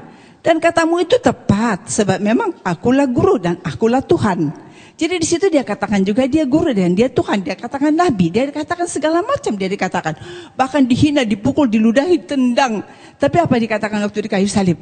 Ampunilah mereka, karena mereka tidak tahu apa yang diperbuat mereka. Kenapa kok takut dia Yesus sama malaikat? Yesus itu adalah 100% manusia, 100% malaikat. Jadi waktu dia menjadi manusia, dia lemah. Siapapun kita, waktu kita menghadapi kematian, kita takut. Ya. Jadi sebagai manusia, dia takut. Dia takut, tetapi sebagai Allah dia tidak takut. Karena biarlah aku mati untuk menyelamatkan umat manusia. Aku mati dan aku hidup untuk membawa kamu ke surga. Aku akan pergi ke surga, menyediakan tempat bagi kamu yang percaya kepadaku. Akulah jalan hidup dan kebenaran. Dia berani berjanji. Jadi hanya itu yang bisa saya sampaikan. Hanya menjawab dari perkataan dari Bapak bahwa dia adalah Tuhan 100% dan dia manusia 100%. Rohullah kalimatullah Isa Al-Masih. Saya baca Quran juga. Terima kasih, Tuhan berkati. Tadi Pak Yohanes menyatakan bahwa Alkitab ini adalah bimbingan Roh Kudus dan ini merupakan firman. Jadi tidak boleh main-main dengan firman ini. Oke, sekarang saya coba mau membacakan satu di Korintus. Itu Paulus berkata, apa yang aku katakan, aku mengatakannya bukan sebagai seorang yang berkata menurut firman Tuhan. Dengan apa yang saya baca ini nampaknya kontradiksi Pak, karena Paulus sendiri dia mengaku bahwa apa yang diucapkan bukan firman Tuhan. Bagaimana Bapak bisa mengklarifikasi bahwa ini adalah firman Tuhan? Itu yang pertama. Dengan Pak Luga, tadi mengenai utusan, Pak, tadi kita ramai bicara mengenai utusan, Yesus utusan atau Tuhan. Di 13 yang tadi Ibu sampaikan tadi, itu Yesus berkata, aku guru dan aku Tuhan. Ya, tapi Bapak mungkin perlu cek dengan Pak Moko Ginta, Alkitab versi yang tahun 30 itu bukan Tuhan tapi Tuhan.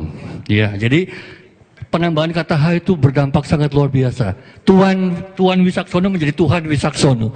Itu sangat bertentangan sekali, Pak. Oke, terus menyambung sedikit lagi di 13 masih di Yohanes juga, Yohanes 13 ayat 16, menurut saya sih ini ungkapan Yesus juga yang sangat jelas mengenai jati dirinya. Di mana Yesus berkata bahwa seorang utusan, dia utusan, ya. Tapi menyatakan dengan jelas, utusan itu tidak lebih tinggi daripada yang mengutus. Jadi ini secara logika itu, tadi seperti dikatakan Pak Nababan tadi, Akli tadi, kalau Yesus memang itu Tuhan, ya mestinya dia katakanlah, aku juga Tuhan, ya kan?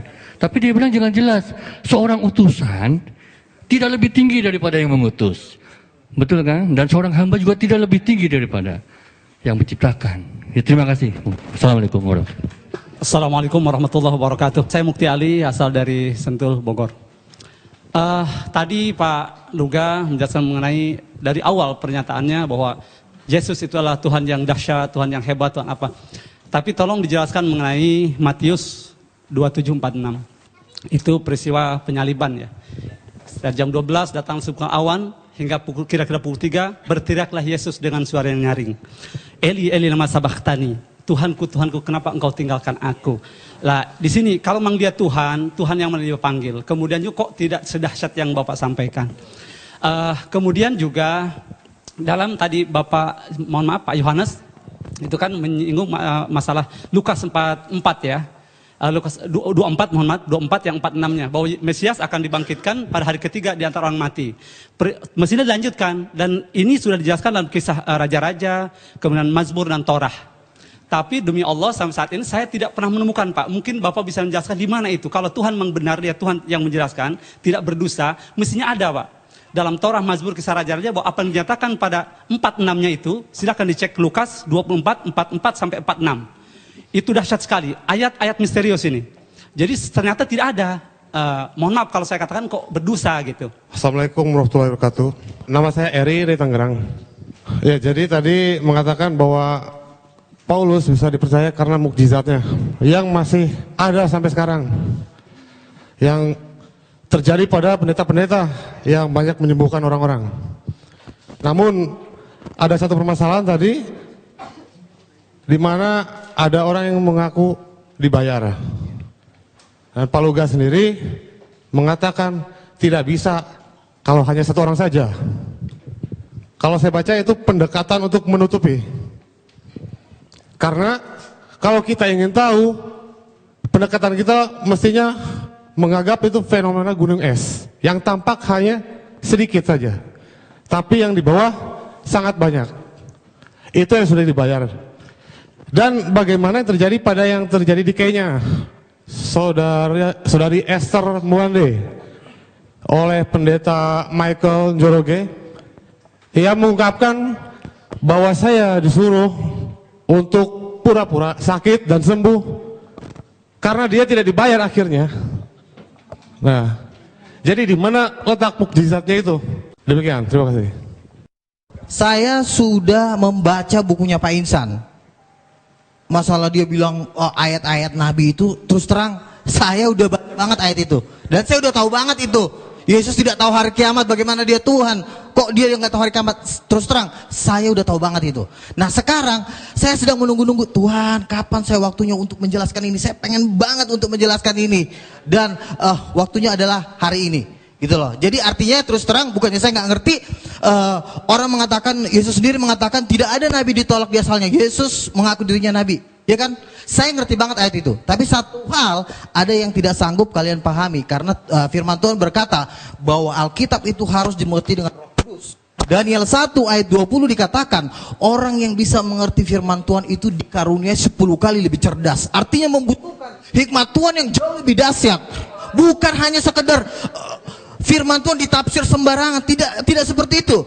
Contoh, tidak pernah Yesus berkata, aku adalah nabi. Tetapi dia berkata, aku adalah anak Allah. Jadi Yesus tidak pernah mengaku nabi. Memang Yesus berkata, seorang nabi tidak diterima di asalnya. Sebenarnya Yesus sedang mengumpamakan dirinya dengan nabi-nabi, karena orang-orang yang di situ belum ada yang menerima Yesus sebagai Tuhan, hanya sebagian. Jadi kalau Yesus mengatakan tidak ada seorang Tuhan, kan artinya Yesus menjelaskan ini, arti ayat ini cuma mengumpamakan nabi itu sebagai fungsi utusan dari Tuhan, karena memang Yesus dari Tuhan, tetapi dia tidak mengatakan aku adalah nabi. Nah, dari mana kita tahu bahwa Yesus tidak pernah mengaku nabi? Rasul Yohanes di dalam Wahyu 19 ayat 16 menjelaskan tentang arti anak Allah. Arti anak Allah bukan nabi, karena pada waktu Yesus datang kedua kali di jubahnya tertulis Raja segala raja, King of Kings. Mana ada raja segala raja? Banyak. Kalau nabi kan banyak. Tapi kalau raja segala raja, raja di atas segala raja, berarti udah nggak ada lagi di atasnya. Berarti dia adalah Tuhan, the King of Kings. Jadi begini, kita tidak bisa menafsirkan kitab para nabi menurut apa kata Ahmed Didat. Karena penafsiran-penafsiran Bapak Insan Mokoginta itu kan diambil dari Ahmed Didat. Hikmat-hikmatnya profesor doktor teologi yang nggak bisa buat apa-apa. Jadi penafsiran tentang Yesus harus diteguhkan dengan tanda-tanda mujizat. Bukan hanya bergelar hanya doktor profesor ditafsirkan. Contoh misalnya, inilah Nabi Yesus dari Nazaret. Memang banyak orang mengaku Yesus nabi, tetapi Yesus tadi menolak di Matius 16. Engkau adalah salah satu di antara para nabi. Jawab Yesus apa? Dia diam. Dia tidak mengatakan, iya betul kamu mengatakan bahwa aku adalah nabi. Dan Yesus, tolong tunjukkan Pak Insan di mana Yesus berkata, akulah. Bukan hanya ayat-ayat ini itu, tapi mana tunjuknya? Akulah nabi. Tetapi Yesus jelas berkata, aku adalah anak Allah. Dan penafsiran nggak boleh sembarangan, karena di 2 Petrus dikatakan tidak boleh orang menafsirkan kitab suci menurut kehendaknya sendiri. Haleluya. Berikan dulu kemuliaan buat Tuhan. Tuh siapa banget. Mana? 2 Petrus 2:1. Ora basic. Nih. Yang terutama kamu harus ketahui. Aduh, tuh, Tuhan marah kan? Nyalain dong lampunya.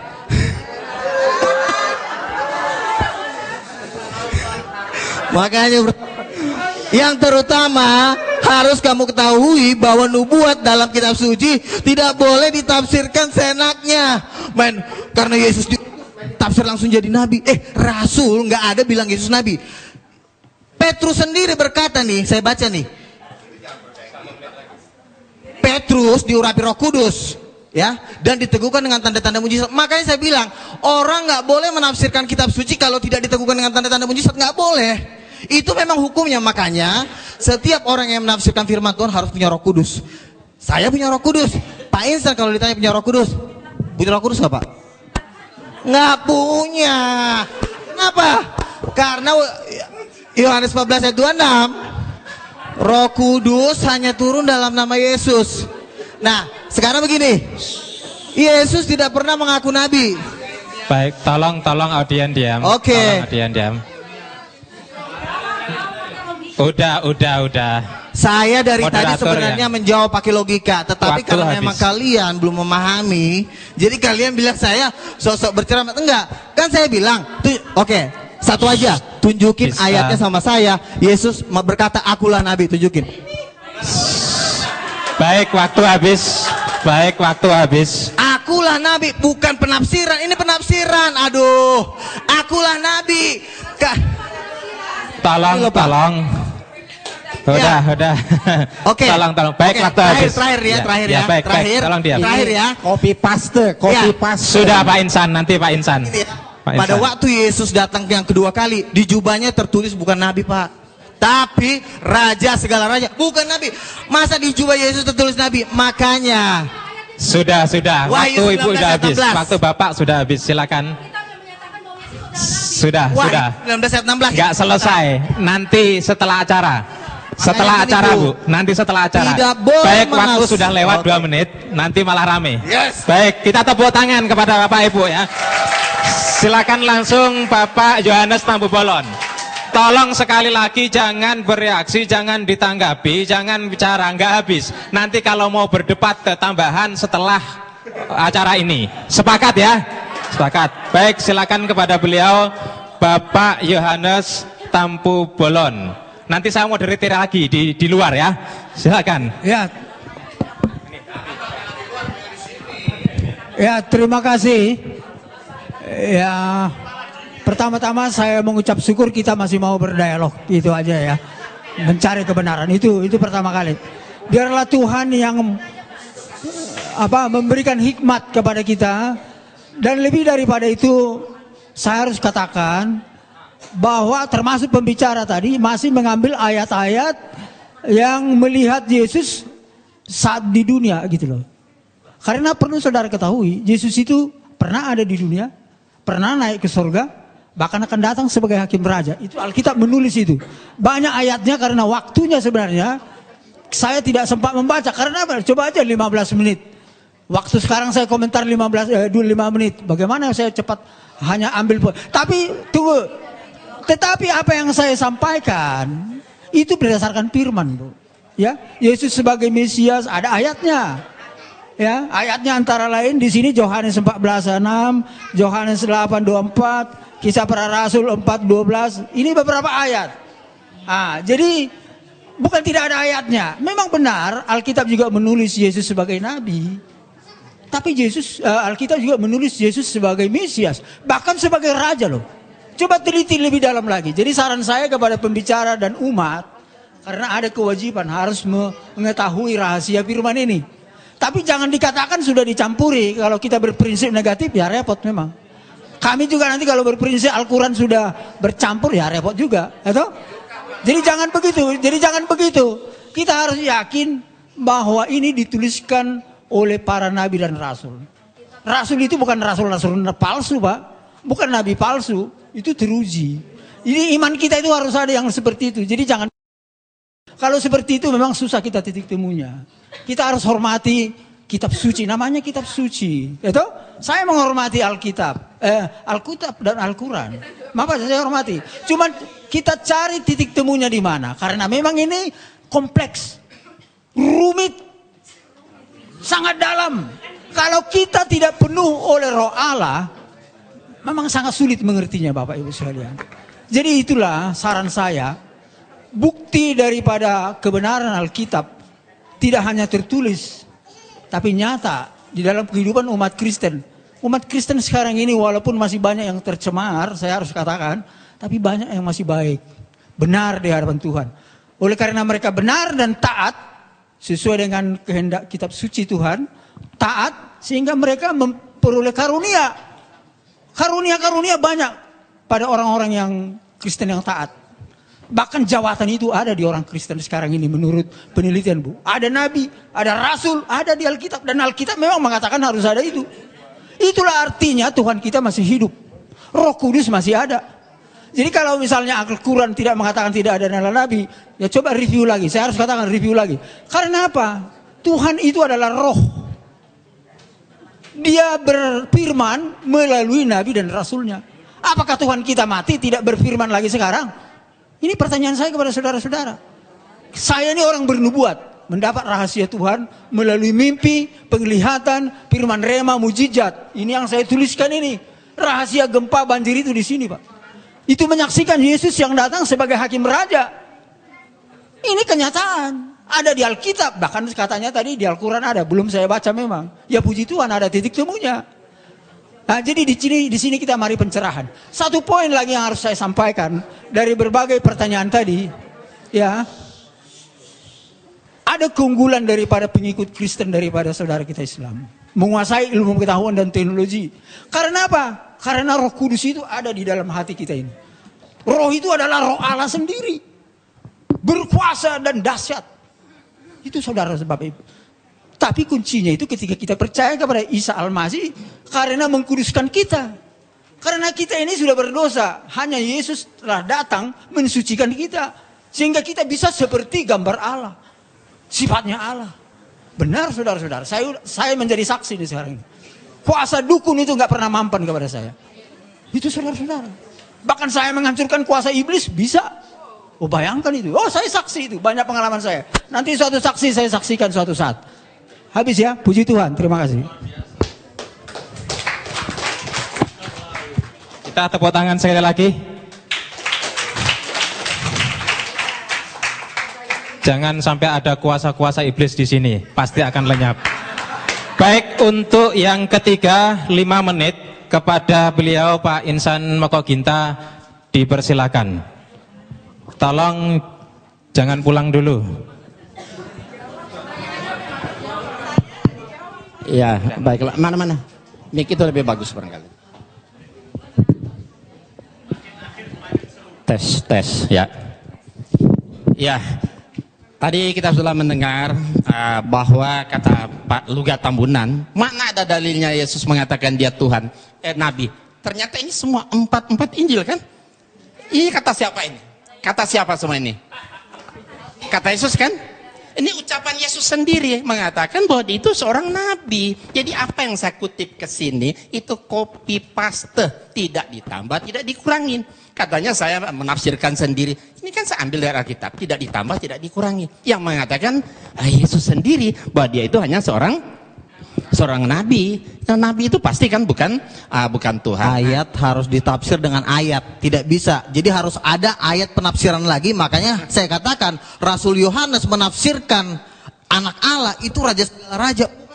Jadi harus ada penafsiran ayat dengan ayat. Tidak bisa kan seperti itu. Saya. Jangan diambil lah waktu saya. Ya.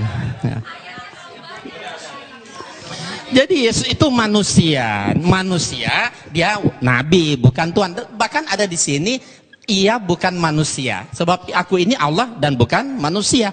Jadi Yesus itu nggak mungkin Allah. Allah aja nggak bisa jadi manusia, bukan manusia apalagi Yesus. Nah, baik, saya akan melanjutkan ini. Komentar para tokoh Kristen dan Katolik tentang ketuhanan Yesus. Nah, saya punya buku. Ini ditulis oleh seorang Kristen, namanya Franz Donald. Dia Kristen Tauhid namanya. Tidak percaya Yesus Tuhan lagi. Ya. Nah, dalam buku ini saya kutip. Ya, kita lihat. Komentar dan berani para tokoh Alkitab dalam seminar diskusi intelektual keilahian Yesus Kristus dari perspektif Alkitab. Nah, kita lihat pertanyaannya, mana yang benar? Yesus Kristus itu anak Allah atau Allah anak atau keduanya atau lainnya?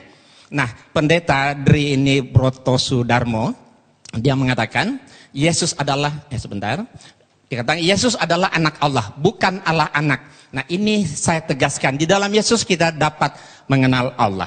Kemudian kita lihat Profesor Banawi Ratman. Saya tidak mengatakan Yesus itu Allah, Yesus itu anak Allah.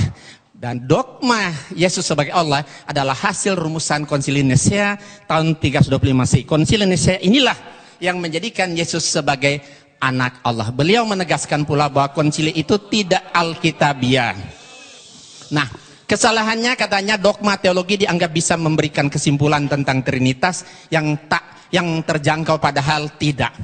Saya tidak setuju dengan bahasa dogma. Saya lebih suka memilih yang sederhana, yaitu bahasa Alkitab. Yesus bukan Allah, tapi Yesus jalan menuju Allah. Beliau menegaskan pula bahwa memang saat ini jemaat-jemaat sudah punya tradisi bahwa Yesus adalah Allah. Gereja sangat sulit mengubah teks liturgis yang bernada dogmatis. Ungkapnya, beliau mengungkapkan, andai kata gereja-gereja berani sepakat untuk merombak dogma liturgis, maksudnya tentang Trinitas, ya silakan. Nah, ya kan? Nah, kemudian ini Hortensius. Dia sarjana sekolah tinggi filsafat. Dalam acara tersebut, beliau katakan apa? Yesus itu tidak pernah memperkenalkan dirinya sebagai Allah. Yang juga dikatakan Paulus tidak pernah menyebut Yesus Kristus sebagai Allah. Jadi beliau yang sangat paham bahasa Ibrani dan Yunani menegaskan pula, harus ditegaskan bahwa dalam perjanjian baru tidak pernah ada rumusan Yesus adalah Allah. Nah, dengan sangat berani dan tajam beliau sampaikan pendapatnya yang sangat mengagetkan para hadirin yang mendengarnya. Kata beliau, saya keberatan dengan istilah Allah Bapa, Allah Anak dan Allah Roh Kudus. Selanjutnya beliau katakan, Yesus itu jalan menuju Allah. Rumusan 100% Allah, 100% manusia itu hasil konsili Kalkedon, bukan kitab suci. Dalam Alkitab Yesus tidak pernah disebut sebagai Allah sejati. Menurut Romo Tom Yakob dari Katolik ini. Ya, kalimat Yohanes pasal 1 ayat 1 seperti yang dikutip Ibu tadi juga, firman itu adalah Allah. Beliau tegaskan, Yohanes justru menekankan bahwa firman tidak sama dengan Allah, tapi bersama-sama dengan Allah. Nah, satu lagi terakhir, yang paling menarik, salah satu pertanyaan jamaah kepada pastor. Bagaimana pengalaman Anda selama menjadi pengikut Yesus? Romo menjawab, itu adalah sebuah pertanyaan yang sangat bagus.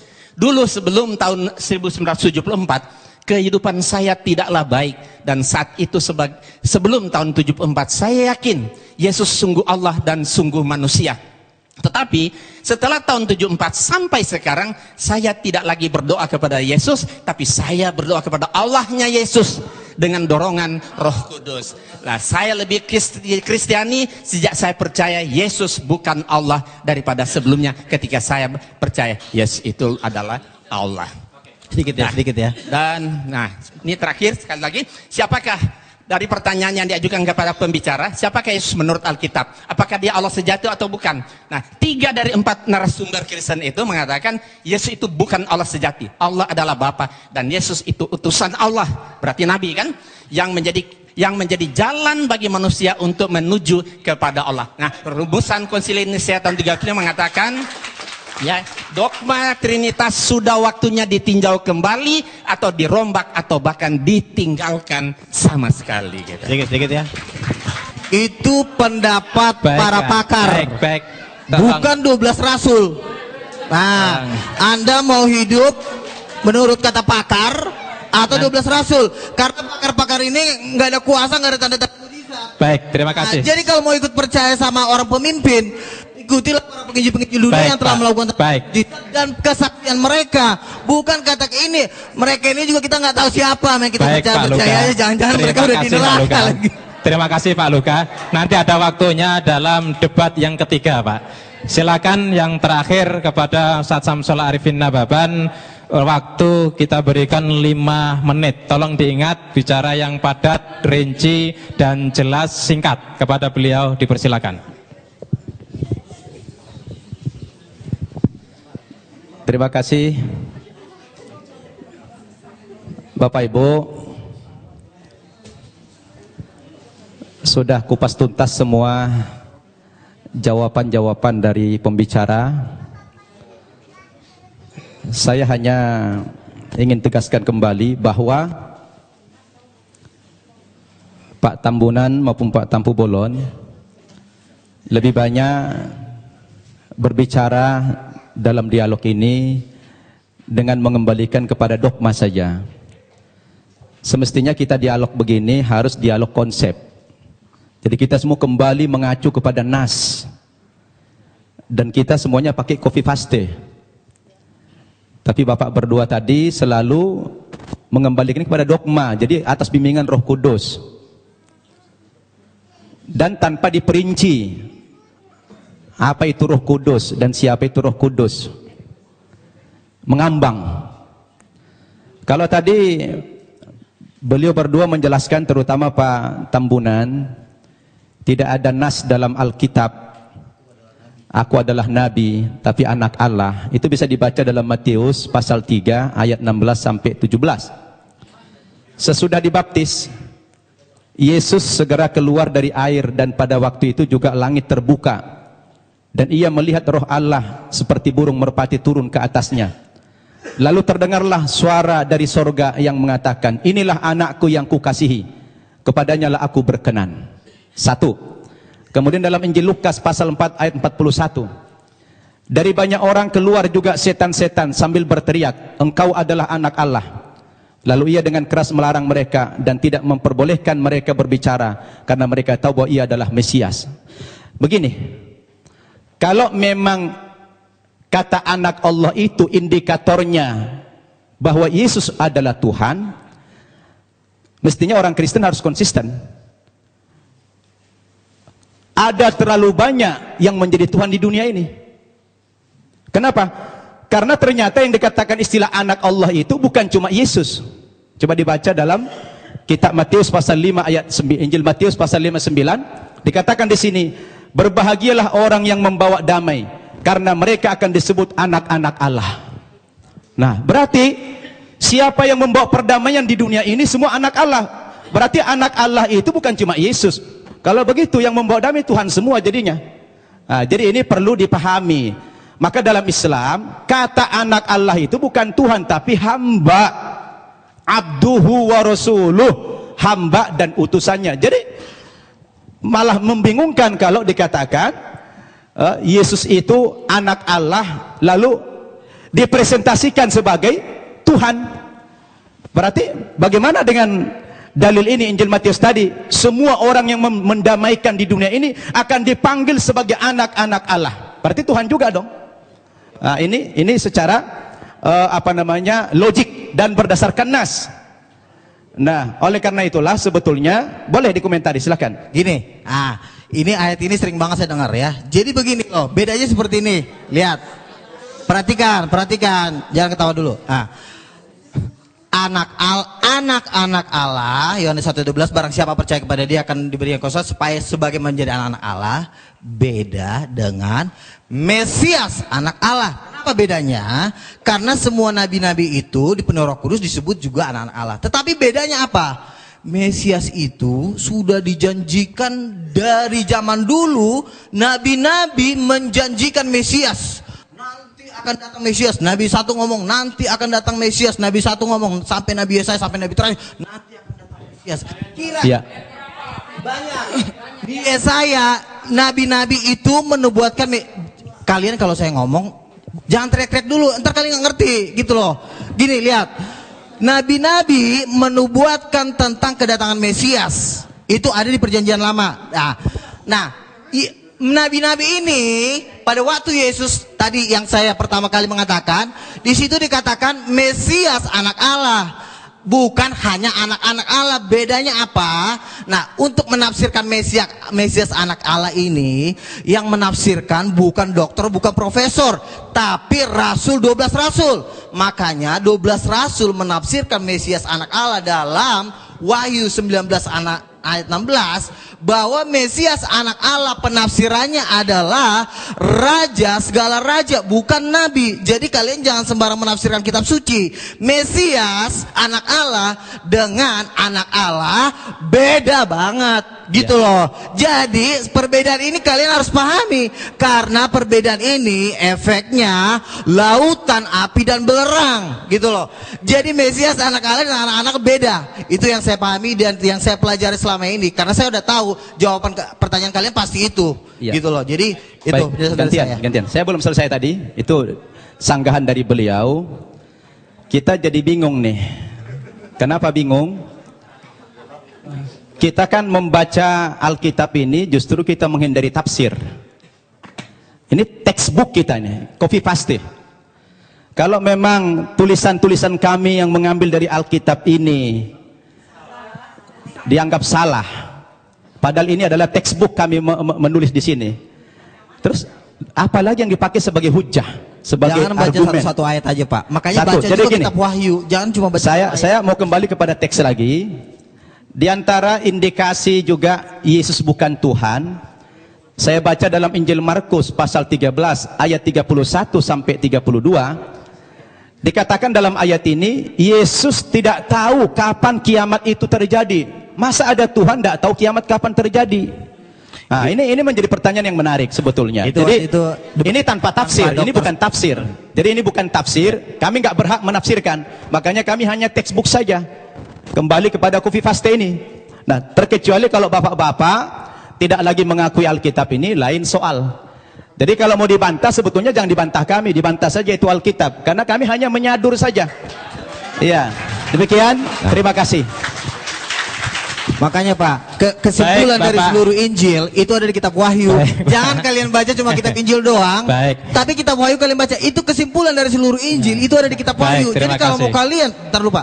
Kalau kalian mau menafsirkan, kalau kalian mau menafsirkan ayat Alkitab, baca kitab Wahyu, karena di kitab Wahyu dikatakan di seluruh umat, seluruh malaikat itu menyembah Yesus, ada ayatnya di kitab Wahyu. Makanya baca kitab Wahyu, karena kitab Wahyu itu penafsiran dari rasul-rasul. Saya bacakan ya, saya bacakan. Baik, Bapak, saya kasih waktu setengah menit, tidak lebih, tidak kurang. Setelah itu Bapak nggak bicara lagi. Wahyu setengah menit ya, Wahyu 5 ayat 11, maka aku melihat dan mendengar suara banyak malaikat di sekeliling tata makhluk-makhluk dan tua-tua, itu jumlah mereka berlaksa-laksa. Katanya dengan suara nyaring, anak domba yang disembelih itu layak menerima kuasa dan kekayaan, hikmat, kekuatan, pujian sampai selama-lamanya. Dan saya lanjutkan ke ayat 14, dan keempat makhluk itu berkata amin, dan tua-tua itu jatuh tersungkur dan menyembah Yesus. Ada ayatnya Yesus disembah.